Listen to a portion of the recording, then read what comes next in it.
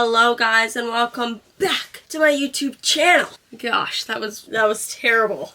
Get ready with me while I talk about how to deal with failure. Listen to me very clearly when I say this. The hardest part about grad school isn't doing research. It's not making friends, it's not interacting with your PI. It's learning how to not give up when the going gets tough. And the going is tough a lot. 99% of the time, nothing is working. Literally nothing works. I spent an entire year doing one reaction that literally wouldn't work. And I was down in the gutter. I felt like shit. I wanted to drop out of grad school 1 year in. I was like, I have no results. I have no manuscripts. I'm a shit researcher. I should just drop out. Like a sane person would think. They have a mental breakdown. But truth is, I wasn't a bad researcher. I just, number one, was struggling to deal with the fact that my reactions would not work. So I was struggling to deal with failure. And then number two, I didn't know when to just give up, but not give up completely and drop out of grad school, just redirect my research and do a different project in the meantime to get my confidence up. Life is all about those micro wins. If you just have loss after loss after loss after loss, of course, if you beat the horse really bad, the horse is not going to get back up. You can't beat the horse too bad, or it just is going to, I don't know, die. You don't want to be a dead horse, do you? Hopefully you said no. There's times in my life where I would have said, yes, I do wish to be that dead horse, but not right now. I'm a better version of myself today. So yeah, what do you do when your project is just not working? I will start by telling you what I did when my project was not working. I went back to You're gonna hate my response to this, the literature. Yes, you have to read the literature more than you think you should be. You should be reading all the time. If you have no results and your stuff is not working, go back to the literature. Do a big literature search. I did a huge literature search and I found this chelator. So the point of my research is to develop chelators. Chelators are these organic molecules and the goal is for that chelator to be able to bind a radioactive metal. So I looked for chelators, well, organic molecules that had been synthesized but not complex with radioactive metals. Because in literature, you could find a synthetic plan where it could tell you step 1, 2, 3, oh look, this is how you synthesize a chelator. So I just followed a procedure, synthesized a lot of this chelator, and then what did I start doing? And I just started testing it for its ability to complex various radioactive metals. So I had results. Finally, I had results. So I didn't have to come to group meeting and say,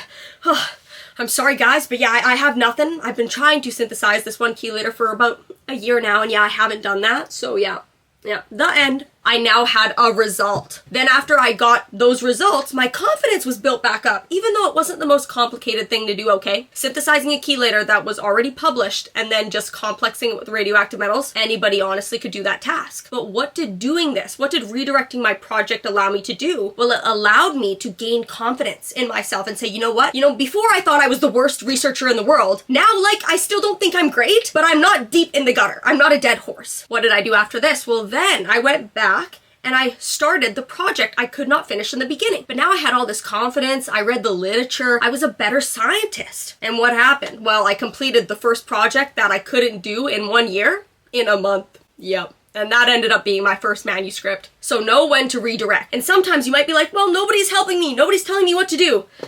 Yeah, a lot of the times in grad school, nobody really tells you what to do. You have to be the one to get in that driver's seat and drive. Life is a highway. Sometimes you don't want to ride it all night long. You want to give up, but you can't. You can't. I actually wrote down a quote for you guys. It said, think of life like climbing a mountain. Sometimes it feels like you haven't went anywhere, like you're in the same place as where you started, but you have climbed higher. You're just looking at the same view. Neil Strauss.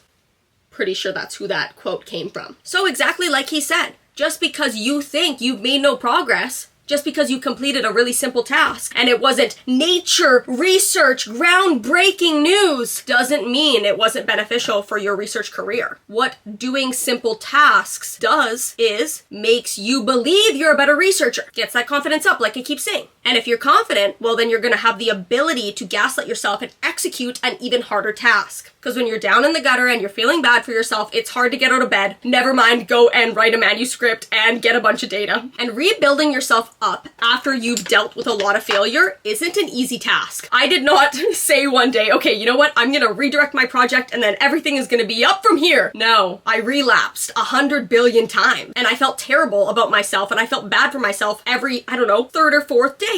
You will relapse. Do not feel bad about it. Matter of fact, take the time to feel bad for yourself. Let yourself feel bad. Sit with those feelings. Do not suppress them. Let yourself cry. This is something when I was a little girl, I was never allowed to cry. Sorry, Mario. But he literally was, my dad would get mad at me all the time. Do not cry, do not cry, no, do not cry. As an adult, I've realized you can't just suppress all of those feelings. You have to let them out. Deal with them. Even though it hurts, deal with those feelings by letting them out and then get back to work. When one door closes, it is not the end of the world because there's an opportunity for a new door to open. So don't keep looking at that closed door. Look for the new ones that could potentially open for you. That makes me want to whip in a nay-nay when I hit those, quote, psychologists I should have been. But yeah, it is so normal as a grad student to, number one, think that you're a terrible researcher, so have imposter syndrome all the time. And even if you do start getting your life back on track, you are probably going to relapse again. And the only thing at the end of the day that needs to stay consistent is your ability to believe in yourself. One thing that I'm pretty sure this was David Goggins, but he used to leave these like notes on the mirror. So if you really want to be a scientist and you're struggling to get your PhD done, put on your wall, I will become a scientist. Simona is an amazing scientist, 2028, and manifest that. But don't just manifest and sit in your bed and be like, oh, I really want to become a scientist. No,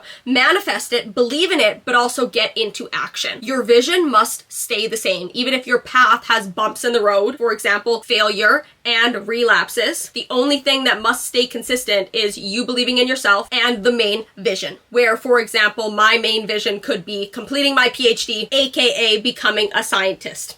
Bada bing, bada boom. The next thing I will touch upon is shame. You will feel shameful. This was actually a new feeling for me. I felt a lot of feelings in my undergraduate degree, but I don't know if I felt shame. In my PhD though, different ball game. We've switched from baseball to basketball. Like, we are playing a new freaking game. And a lot of the time, I feel ashamed. I don't even know why. Over the past 3 years, there's been moments where I now understand what that feeling is. I didn't know what the feeling was at the time, but now the more books I read on psychology and human behavior, well, it was shame. I felt shameful when my research wasn't going well. I felt embarrassed. But these feelings are normal, and they're just a part of the journey. Whenever you're doing something hard, you will endure hard times. You will feel imposter syndrome. You will feel embarrassed for things that you should not feel embarrassed about because you're doing hard things. You will fall down. You just have to get back up and try to be stronger the next time. Here's another quote for you guys. Resilience is not about perfecting your life. It's about choosing to persevere even when you feel like you've fallen back a step. The road to happiness does not mean absence of pain. You're gonna feel pain along the way. That's just the journey. I keep telling myself, and then sometimes you're like, okay, well, how much pain? How much pain? Is this too much pain? It's fine, apparently. The books say it's fine. I will trust what a professional says in a professional's field. So you know what, psychologists, I've been reading your books and you say that it's okay to feel pain and shame. So I'm gonna trust you. Just like I hope somebody trusts me to make their medication one day. Tonight I am taking a break. Honestly, I've kind of already started Christmas break. I wrote 2 manuscripts this year and I am feeling very burnt out. I'm not gonna lie. I am feeling really burnt out. So over the next month, I'm going to allow myself to have some fun, hang out with my friends, spend some time with my family, and then I will get back to work and dial in January. I also have my candidacy exam. So that's when I go from being a PhD student to a PhD candidate next term. Yeah, so I'm a little bit stressed, but I'm excited to get back into a routine because I've definitely been slacking the past month, but I am really burnt out. That's kind of all I have to say in this get ready with me, guys. And I'm almost ready. Gotta do my hair after this, but the makeup is done. Look good, feel good, dress like the person that you want to be. If you made it this far, please make sure to leave a like, comment, save, and or subscribe to my channel. It means the most to me. Once again, thank you guys for 5,000 subscribers. I love you guys so much. Yeah, if you have any questions, leave them down in the comment box below. Let's keep growing this community. I love you guys so much. Have a great night, and I hope I have a good night too. Sometimes I find it hard to allow myself to have fun, but tonight I'm gonna allow myself to have fun. And then when I get back from my Christmas break, I'm going to dial in. We will dial in together. And if you don't believe in yourself just yet, I almost forgot. Know that I believe in you. Love you.